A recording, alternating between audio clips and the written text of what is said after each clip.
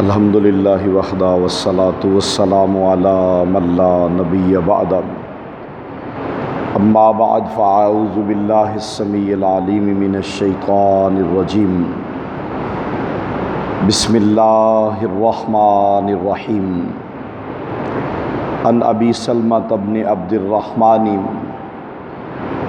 انہ اخبرہ انہ سأل عائشہ رضی اللہ تعالی عنہا کیف کانت صلاۃ رسول اللہ صلی اللہ علیہ وسلم فی رمضان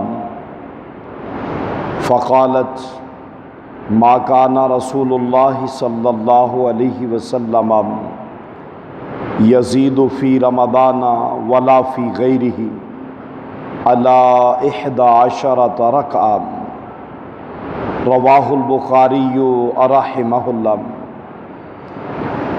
جناب سیدنا ابو سلمہ بن عبد الرحمن وہ بیان فرماتے ہیں کہ انہوں نے سیدہ عائشہ صدیقہ رضی اللہ تعالی عنہا سے سوال کیا کہ پیارے رسول صلی اللہ علیہ وآلہ وسلم رمضان المبارک میں قیام کیسے کیا کرتے تھے؟ تو سیدہ عائشہ صدیقہ رضی اللہ تعالی عنہا نے جواب دیا کہ پیارے رسول صلی اللہ علیہ وسلم رمضان المبارک اور رمضان کے علاوہ دوسرے مہینوں میں رات کی نماز 11 رکعت ادا کیا کرتے تھے۔ اس روایت کو امام بخاری رحمہ اللہ نے اپنی کتاب میں نقل کیا۔ تو قیام اللیل اس کے بارے میں احکامات آپ کے سامنے بیان کیے جا رہے ہیں کہ نماز تراویح، نماز تہجد، قیام اللیل، نماز وتر، صلاۃ اللیل، یہ ایک ہی نماز کے مختلف نام ہیں۔ یہ نمازیں مختلف نہیں ہیں، ایک ہی نماز کے مختلف نام ہیں یہ۔ اور اس کا وقت کیا ہے؟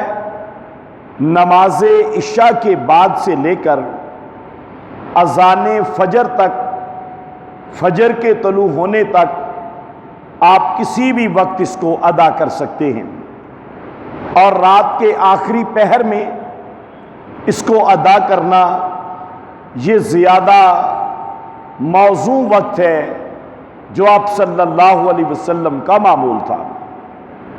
اور اسی طرح اس نماز کی کم از کم 1 رکعت ہے۔ اگر آدمی وتر پڑھ لیتا ہے تو وہ آدمی گویا کہ نماز تہجد پڑھتا ہے، کیونکہ وتر نماز عشاء کا حصہ نہیں ہے۔ وتر کی نماز نماز عشاء کا حصہ نہیں ہے، وتر کی نماز نماز تہجد کا حصہ ہے۔ اگر آپ نے عشاء کے بعد وتر پڑھ لیا، آپ نے تہجد پڑھ لی ہے، آپ نے قیام اللیل کر لیا ہے، آپ نے نماز تراویح ادا کر لی ہے، آپ نے صلاۃ اللیل جو ہے وہ ادا کر لی ہے، اب اس کے بعد اس کی مسنون رکعت کیا ہے؟ اگر آپ چاہیں کہ میں اتنی رکعتیں پڑھوں جتنی اللہ کے نبی صلی اللہ علیہ وسلم پڑھا کرتے تھے، جتنی صحابہ پڑھا کرتے تھے، اور جتنی تابعین اور ائمہ دین اور محدثین پڑھا کرتے تھے، میں اتنی رکعتیں پڑھوں، تو اس کے بارے میں یہ حدیث مبارکہ ہے۔ سیدہ عائشہ صدیقہ رضی اللہ تعالی عنہا سے ان کے شاگرد نے سوال کیا کہ رمضان المبارک میں آپ رات کی نماز کتنی پڑھا کرتے تھے؟ اب صحابہ کرام کا معاملہ ہماری طرح تو نہیں ہے کہ ہم نے اپنا کوئی اندازہ لگا دینا ہے۔ پتہ ہوتا تو مسئلہ بتلا دیتے، نہ پتہ ہوتا تو جس کو پتہ ہوتا نا اس کے بارے میں اس کے پاس اس کو ریفر کر دیا کرتے تھے۔ سیدہ عائشہ صدیقہ سے جب پوچھا گیا، آپ نے بڑی وضاحت کے ساتھ فرمایا کہ آپ صلی اللہ علیہ وسلم رمضان اور رمضان کے علاوہ جو آپ کی تہجد کی نماز ہوتی تھی وہ 11 رکعت ہوا کرتی تھی، جس میں 8 رکعت اور اس کے بعد 3 جو ہیں وہ وتر شامل ہیں۔ اب ہمارے ہاں جو معمول ہے، بعض لوگ اعتراض کرتے ہیں جی اللہ کے نبی نے تو جماعت کروائی نہیں سارا رمضان، آپ کیوں کرواتے ہیں؟ تو یہ بھی دراصل ایک تو میرے خیال میں ایک حدیث کے ساتھ، دین اسلام کے ساتھ جانتے بوجھتے ہوئے مذاق اڑانے والی بات ہے۔ بھئی دیکھیں، حدیث جس میں 3 دن کا ذکر ہے کہ آپ نے 3 دن جماعت کروائی ہے، اگر آپ نے وہ حدیث پڑھی ہے تو اس کو پورا پڑھ لیں، اور جب پورا پڑھیں گے اس میں صحابہ کرام کا مطالبہ آیا کہ یا رسول اللہ صلی اللہ علیہ وسلم، ہم چوتھے دن آئے، بیٹھے رہے اور آپ آئے نہیں۔ آپ نے فرمایا میرے صحابہ، آپ کا شوق اور ذوق جب میں نے دیکھا، مجھے یہ خدشہ پیدا ہو گیا کہ اللہ تعالیٰ کہیں میری امت پر اس نماز کو فرض ہی نہ کر دیں، چھٹی نماز ہی نہ فرض ہو جائے۔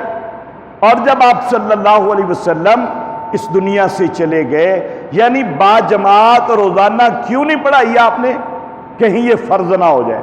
جب آپ صلی اللہ علیہ وسلم فوت ہو گئے، اب ظاہر بات ہے فرض ہونے کا خدشہ ختم ہو گیا، لہذا اب اس کو با جماعت صحابہ رضوان اللہ علیہ مجمعین نے پڑھا۔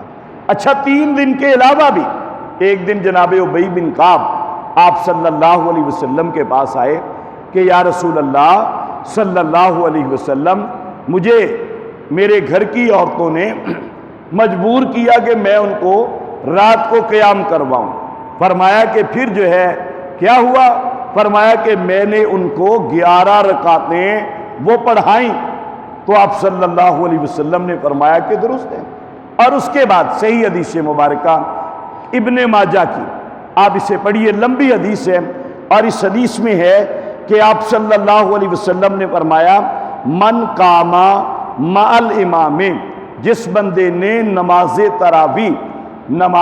تراویح یا تہجد یا قیام اللیل امام کے ساتھ باجماعت ادا کیا، حتیٰ ینصرفا، یہاں تک کہ وہ نماز پڑھی، نماز پڑھ کے گھر میں چلا گیا، فرمایا اور پھر جا کے سو گیا، فَإِنَّهُ يَعْدِلُ قِيَامَ اللَّيْلَةِ، اب اس کو ثواب ملے گا پوری رات کے قیام کرنے کا۔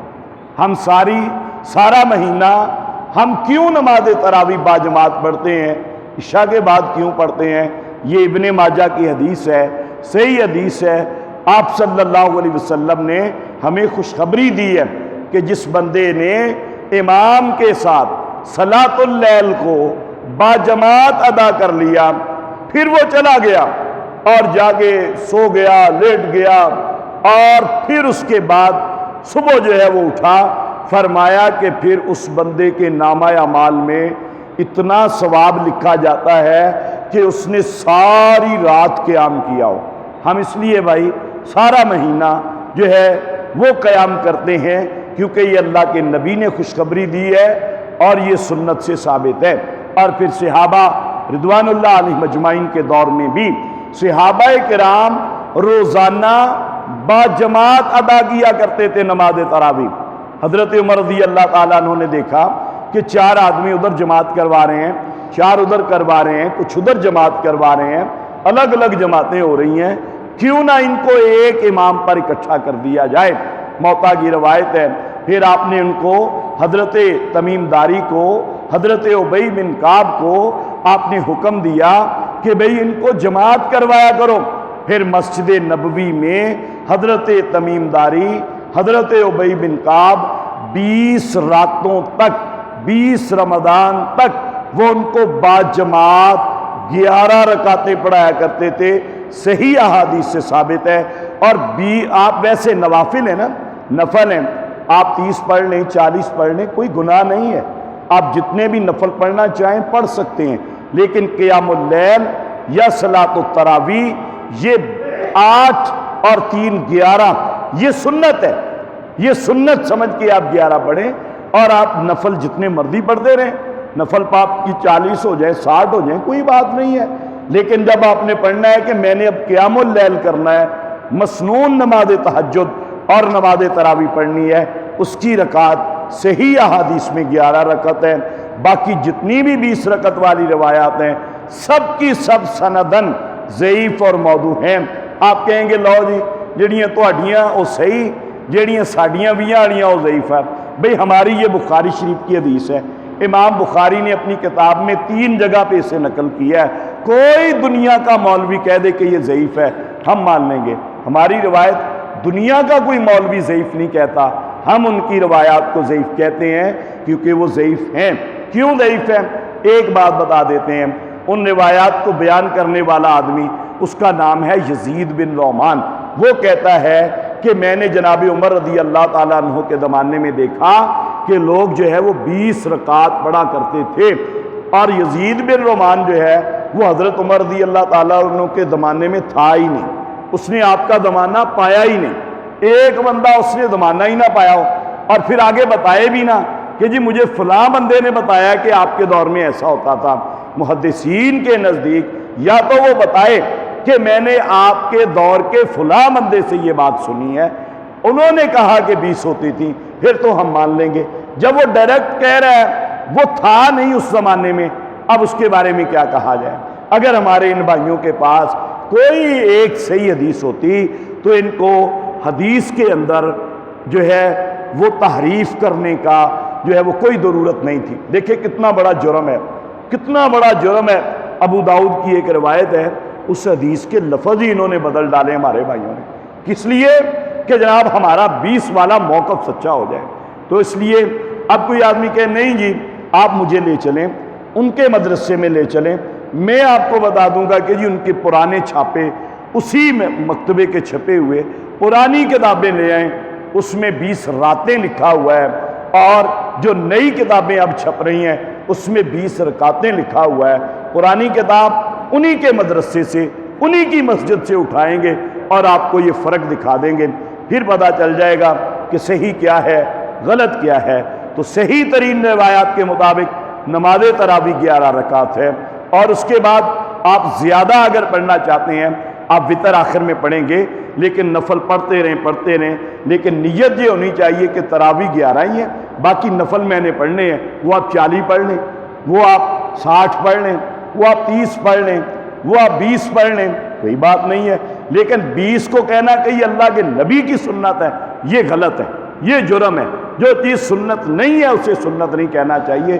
سنت 11 رکعت ہے۔ اللہ پاک سے دعا ہے اللہ عز و جل ہمیں قرآن و سنت کے مطابق اپنی زندگیاں گزارنے کی توفیق عطا فرمائے۔ وما علینا الا البلاغ المبین۔